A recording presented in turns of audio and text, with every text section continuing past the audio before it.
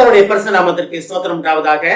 இன்றைய ஜீவ வார்த்தை நிகழ்ச்சியை கேட்டுக்கொண்டிருக்கும் அனைவரையும் கர்த்தருடைய பரிசு நாமத்தினால் வாழ்த்துகிறேன், ஆசீர்வதிக்கிறேன். இன்றைய சின்ன தியானத்திற்கு தேவன் கொடுத்த வேத பகுதி, அது யோவான் எழுதின சுவிசேஷம், அதில் 15ஆம் அதிகாரம் 10ஆம் வசனம். யோவான் 15:10. நான் என் பிதாவின் கற்பனைகளை கைக்கொண்டு அவருடைய அன்பிலே நிலைத்திருக்கிறது போல நீங்களும் என் கற்பனைகளை கை கொண்டிருந்தால் என்னுடைய அன்பிலே நிலைத்திருப்பீர்கள். இன்றைய தினம் இதை கேட்டுக்கொண்டிருக்கும் தேவ பிள்ளைகளே, நீங்கள் தேவனுடைய அன்பிலே நிலைத்திருப்பதற்காக தேவன் உங்களை அழைக்கிறார். நிலைத்திருப்பதுன்னா என்ன நல்லாவே தெரியும் நமக்கு. அப்ப தேவனுடைய அன்பிலே நம்ம நிலை கொண்டு இருக்க வேண்டும். ஒரு மரம்னா வேற ஒன்று இடத்த விட்டு அசையாது, அது அங்கதான் இருக்கும், அது வேற இடத்துக்கு போகாது. அதே போலதான் நம்மளும் தேவனுடைய அன்பிலே வேறொன்றே நிலைத்து நிற்பதற்காக அழைக்கப்பட்டிருக்கிறோம். இதான் நிலை நிற்பது. மரம் எப்படி அசையாம அதே இடத்துல இருக்கும், வீடு கட்டின வீடு அதே இடத்துல அசைஞ்சிருமா பிடிக்கல அப்படின்ட்டு போகாது, அதே இடத்துல தான் இருக்கும். அதே போலதான் நம்மளும் தேவனிலே வேறுகொண்டு அவருடைய அன்பிலே நிலைத்திருப்பதற்காக அழைக்கப்பட்டிருக்கிறோம். இதனால்தான் தேவன் நம்மளை பெயர் சொல்லி அழைத்திருக்கிறார். அவர் சாயலாக நம்மளை படைத்திருக்கிறார். நமக்காக தனது உயிரையே பலியாக கொடுக்கிற அளவுக்கு அவரு நம்ம மேல கொண்ட அன்பு அவரை கொண்டு போனது. அப்ப இந்த வசனம் எப்படி ஆரம்பிக்குது பாருங்க. நான் என் பிதாவின் கற்பனைகளை கை கொண்டு. அப்ப இயேசு என்ன சொல்றாரு? தன் பிதாவின் கற்பனைகளை கை கொண்டு. அவர் என்ன சொல்றாருன்னா, நியாயப்பிரமாணங்களை அழிக்க வரவில்லை, நிறைவேற்றவே வந்தேன் அப்படின்னு இயேசு சொல்றாரு, வாயிலிருந்து வர வார்த்தை. அப்ப நியாயப்பிரமாணங்களை நிறைவேற்றுவதற்காகத்தான் வந்தார். பிதாவின் கற்பனைகளை நிறைவேற்றுவதற்காக வந்தார். அவரு பிதா அவருக்கு சொன்னது எதுவோ அதை மட்டுமே கேட்டு அவர் பூமியில இருந்த காலத்திலே அதை மட்டும் செயல்படுத்தினார். அவர் தன்னுடைய சுய சிந்தனையின்படி, தன்னுடைய சுய ஆசையின்படி, விருப்பத்தின்படி அவர் எதுவுமே செய்யல. நம்ம வேதாகமத்தை நல்லா பார்க்கலாம். பிதா அவருக்கு என்ன சொன்னாரோ அதை மட்டும் செய்தார் அவரு. நம்ம எந்த இடத்துல இருக்கோம்? அப்பா அம்மா பேச்சை நம்ம கேட்கிறோமா? உண்மையிலேயே நம்ம யோசித்து பார்த்தோம்னா நம்ம பெற்றோர்கள் பேச்சை நம்ம கேட்டு நடந்திருக்கிறோமா? அப்ப நம்மை ஆராய்ந்து பார்ப்பதற்காக இன்றைய தினம் தேவன் நம்மளை அழைக்கிறார். அப்ப என் பிதாவின் கற்பனைகளை கை கொண்டு அவருடைய அன்பிலே நிலைத்திருக்கிறது போல. அன்புல நிலைத்திருப்பதுன்னா எப்படி? நீங்க ஒருவர் மேல அன்பா இருந்தீங்கன்னா அவர் சொல்றதெல்லாம் செய்வீங்க. நீங்க அவர் என்ன சொன்னாலும், அவர் என்ன பண்ணாலும் அதுக்கு நீங்க ரைட் அப்படின்றீங்க, அவரோட தான் இருப்பீங்க. நீங்க ஒருவேளை உங்களுக்கு ஒரு சில நேரங்கள் உங்களுக்கு உலக ரீதியா உங்களுக்கு பிரியமில்லாத காரியங்களை உங்களுக்கு செய்தாலும் நீங்க அவங்களை விட்டு விலகி போயிட மாட்டீங்க. ஏன்னா அந்த உண்மையான அன்பு அது உங்களை விலக விடாது. எப்படி பெற்றோர் பிள்ளைகளுக்கு, கணவன் மனைவிக்குள்ள, பெற்றோர் அந்த குடும்பத்துக்குள்ள இருக்க உறவுகள் இருக்க அன்பு அப்படிதான் இருக்கும். ஒரு வேலை திட்டினா, ஒரு வேலை சண்டை போட்டாங்க, ரைட், அதுக்காக நம்ம விலகி ஓடிடுவோமா? கிடையாது. மறுபடி இணைந்து இருக்கிறதா தான் பார்க்குறோம், நிலைத்திருப்பதை தான் பார்க்குறோம். அல்லாட்டி குடும்பம் பிரிஞ்சு விடும், நமக்கு நல்லாவே தெரியும். அப்போ குடும்பம் பிரிஞ்சு விடக்கூடாது என்பதற்காக நம்ம எவ்வளவோ சாக்ரிஃபைஸ் பண்றோம்.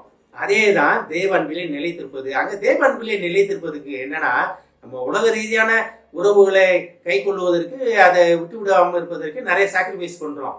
ஆனா தேவ அன்புல நிலைத்திருக்கும் பொழுது நீங்க எந்த ஒரு சாக்ரிஃபைஸும் பண்ண தேவை கிடையாது, எந்த ஒரு காம்ப்ரமைஸும் பண்ண தேவை கிடையாது. ஏன்னா தேவ அன்பு அப்பேற்பட்ட ஒரு புனிதமான ஒரு உறவு, தேவனுடன் உள்ள உறவு ஒரு புனிதமான உறவு. அதுதான் இயேசு கிறிஸ்து ரொம்ப அழகா சொல்றாரு, அவர் வாயிலிருந்து ஒரு வார்த்தை எழுதுனா.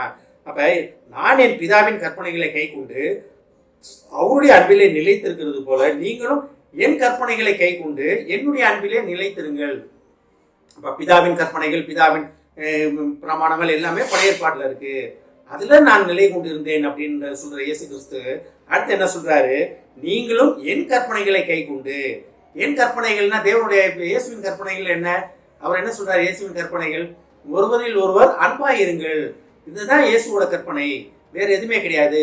நியாயப்பிரமாணங்கள் அனைத்தும் இதிலே அடங்கும். ராஜரிக பிரமாணம் அப்படின்னு சொல்றாரு, வேதத்துல பார்க்கலாம் அதை, ராஜரிக பிரமாணம் அப்படின்னு.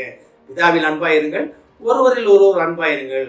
அப்ப அன்பு எல்லாத்தையும் மன்னிக்கும், எல்லாத்தையும் தாங்கும், அது தவறு செய்ய விடாது. அப்ப ஒரே கட்டளை. அப்ப தேவனுடைய இயேசுவின் கற்பனை என்ன? ஒரே ஒரு கற்பனை. அந்த கற்பனை என்ன? அன்பா இருப்பது, எல்லாருடையும் அன்பா இருப்பது. சுவாப அன்பு நம்மகிட்ட இருக்கிறதா? இதுதான் ரொம்ப முக்கியம். அன்பா இருப்பது போல நம்ம நடிக்கலாம், ஆனா சுவாப அன்பு இல்லைன்னு வச்சுக்கீங்களேன், அந்த நடிப்பு கொஞ்ச நாள்ல வெளியே வந்துடும், இவன் நடிக்கிறாங்க அப்படின்ட்டு. உண்மையான சுவாப அன்பு எப்படி இருக்கும்னா, எல்லாத்தையும் தாங்கும், சகலத்தையும் தாங்கும், சகலத்தையும் நம்பும். நம்ம அன்பை பத்தி தனி ஒரு சாப்டரே இருக்கு, அதை நம்ம படிக்கலாம், வேதத்துல படிக்கலாம் நம்ம. அப்ப தேவனோட கற்பனைகளை இயேசு கிறிஸ்து எப்படி கை கொண்டாரோ அதே போல இயேசுவின் கற்பனையாகிய அன்பிலே நிலைத்திருப்பதற்காக நம்ம அழைக்கப்பட்டிருக்கிறோம். அப்படி ஒருவரில் ஒருவர் அன்பாய் இருக்கிறோம். அப்ப இயேசுவினோட கட்டளைகள் என்ன, அவருடைய கற்பனை என்ன, அதிலே நிலைத்திருந்தா நாம என்ன சொல்றாரு பாருங்க, அப்ப கை கொண்டிருந்தால் என்னுடைய அன்பிலே நிலைத்திருப்பீர்கள். அப்ப தேவ அன்பு, இயேசுவின் அன்பு நம்ம நிலைத்திருக்கிறோம்னா நம்ம எல்லாருடைய அன்பா இருக்கும், அக்கம் பக்கத்துல அன்பா இருக்கும், நம்மளோட வேலை பார்க்குறவங்களோட அன்பா இருக்கும், நம்ம சீனியர் ஸ்டாஃப்ல அன்பா இருக்கும், நம்ம வீட்டில் வேலை பார்க்குறவங்களோட அன்பா இருக்கும், நம்ம வெளியே ரோட்ல போற இடங்கள்ல அன்பா இருக்கும். அப்ப அந்த அன்பு நீங்க வெளிப்படுத்த வேண்டும். சாதாரணமாக ஆட்டோவில் போகும்போது ஒரு டிரைவர் நல்லா ஓட்டி போனார்னா அவர்கிட்ட காசுக்கு அவருக்கான அந்த கூலியை கொடுக்கும்பொழுது நல்லா ஓட்டுனீங்க தம்பி, நல்லா ஓட்டுனீங்க அப்படின்னு சொல்லுவேன் நான்.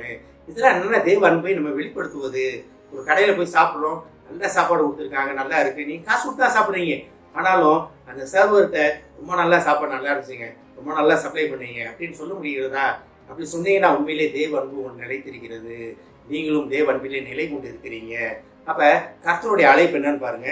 அவங்களுடைய அன்பிலே நிலைத்திருப்பதற்காக கர்த்தர் நம்மளை அழைக்கிறார். நம்ம எந்த இடத்துல இருக்கோம் என்று நம்மை ஆராய்ந்து பார்ப்பதற்காக இன்றைய தினத்திலே தேவன் நம்மளை அழைக்கிறார். ஆமென். ஜெபிப்போம். எங்களை அதிகமான அன்பின் பரலோக பிதாவே, உம்முடைய அன்பிலே நிலைத்திருப்பதற்காக, உம்முடைய கற்பனைகளை கை கொண்டு கற்பனைகளாகிய உமது அன்பிலே நிலைத்திருப்பதற்காக நீர் எங்களை அழைப்பதற்காக நன்றி ஆண்டவரே. ஏஸ்தாமே, உமது அன்பிலே நிலைத்திருக்கக்கூடிய மனதை எங்களுக்கு தாரும் ஆண்டவரே. ஏஸ்தாமே, உலக அன்பில் அல்ல ஆண்டவரே, உமது அன்பிலே நீடித்து நிலைத்திருக்கக்கூடிய மனப்பக்குவத்தை, இருதயத்தை எங்களுக்கு தாரும் ஆண்டவரே. ஏஸ்தாமே, நீர் தந்தாலுடைய எங்களால் சுயமாக இதை பெற்றுக்கொள்ள முடியாது என்பதை நாங்கள் அறிவோம் ஆண்டவரே. எங்களை வழி நடத்துமப்பா, தயார்படுத்துமப்பா. இதை கேட்டுக்கொண்டு ஒவ்வொருவரையும் ஆசீர்வதிக்கிறோமப்பா. ஒவ்வொரு குடும்பத்தையும் ஆசீர்வதிக்கிறோம் ஆண்டவரே. குடும்பத்தில் உள்ள ஒவ்வொருவரும் தகப்பனே உம்மது அன்பிலே நிலைத்திருந்து ஒருவரில் ஒரு அன்பாய் இருந்து அந்த குடும்பம் கட்டப்பட, குடும்பம் முழுவதும் தேவ அன்பினால் நிரப்பப்பட உதவி செய்ய மாட்டவரே. ஆசீர்வதிக்கிறோமப்பா. இயேசுவின் மூலமாய் கேட்கிறேன் நல்ல பிதாவே. ஆமென். கர்த்தர் உங்களை ஆசீர்வதிப்பாராக.